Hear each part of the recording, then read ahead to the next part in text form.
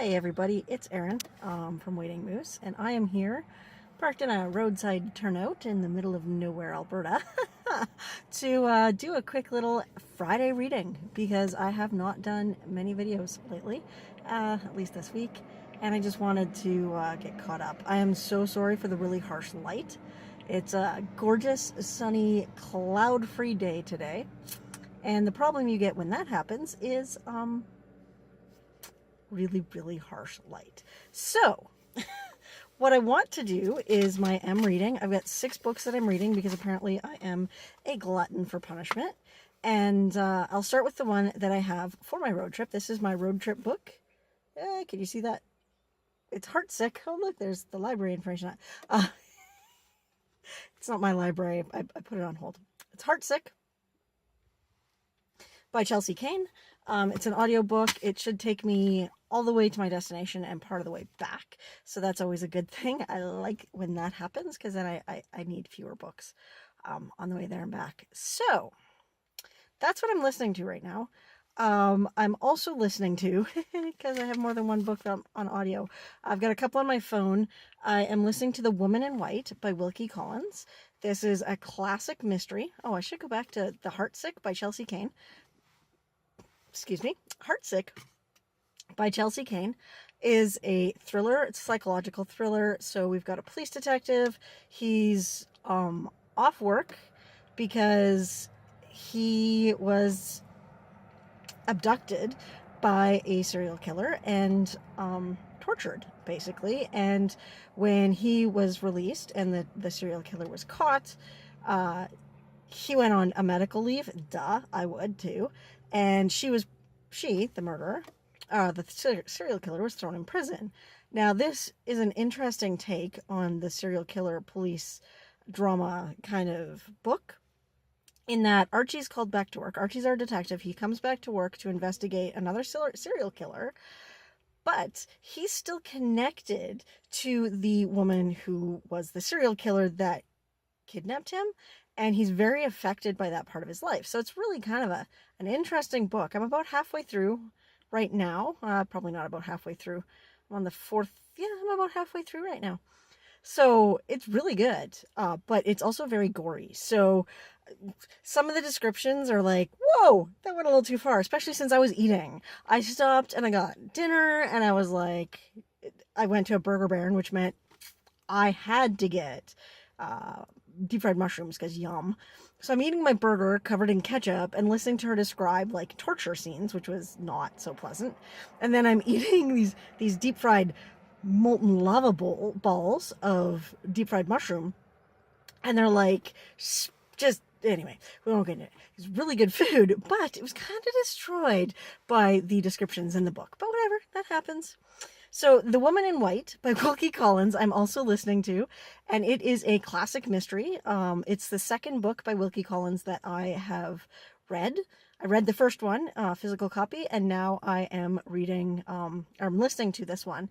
And I find it's told in the same sort of way, where you get witness accounts of the mystery one by one, which is really kind of interesting. So I'm probably about a quarter of the way through that book, and it's been a lot of fun. And then the other audiobook is my one from last weekend. I did not get it finished, and so I'm listening to it with my husband, and it is Hidden Figures by Margot Lee Shetterly. And this is, I mean, you've all seen or heard about the movie, based on the Black NASA mathematicians and scientists that are really a part of, like, Black women that are not a part of the history that you hear about when you're when you like learn about our space program, or the American space program, and the World War II. So it's a really kind of interesting, untold piece of history. I'm not digging the writing. Sorry for all the traffic noise. I've got a lot of semis going past right now. It's awesome. That's what happens when you do a, middle of nowhere video. Yeah, so I don't really care for the writing. I feel like it's very dull, and I wanted to have a bit more of a humanizing look at these women's lives, and we're not really getting that. We're just getting a very dry retelling of the facts. So those are my 3 audiobooks. I'm also reading, I'm almost done. I'm like last 100 pages of The Stone Monkey by Jeffrey Deaver.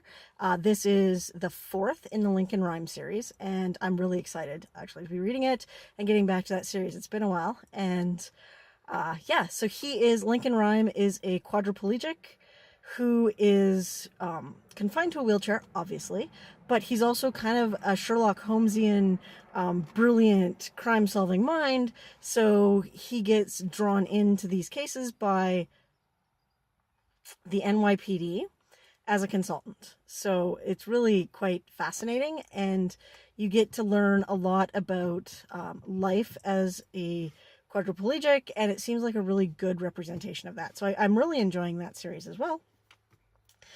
From NetGalley, I have Raisins and Almonds by Carrie Greenwood. This is, I believe it's the 8th or 9th book in the Phryne Fisher mystery series. It is set in Australia, and Phryne's just kind of an interesting character. It's set in that flapper era, and yeah, she's kind of a woman of leisure who investigates crimes, and they're nice, short little books.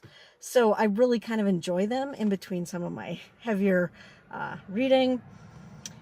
And finally, since we're talking about cozy mysteries, I am reading One Foot in the Grape by Carleen O'Neill. I have been reading this one for a while. I got like 50 pages in and then got distracted with Tome Topple, so I'm hoping to get back to it as soon as I can.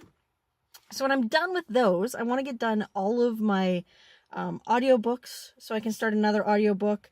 That is probably going to be The Taken by Inger Ash Wolf. It's a Canadian novel.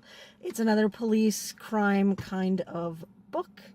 And it's actually really an interesting series following a female police detective in Canada.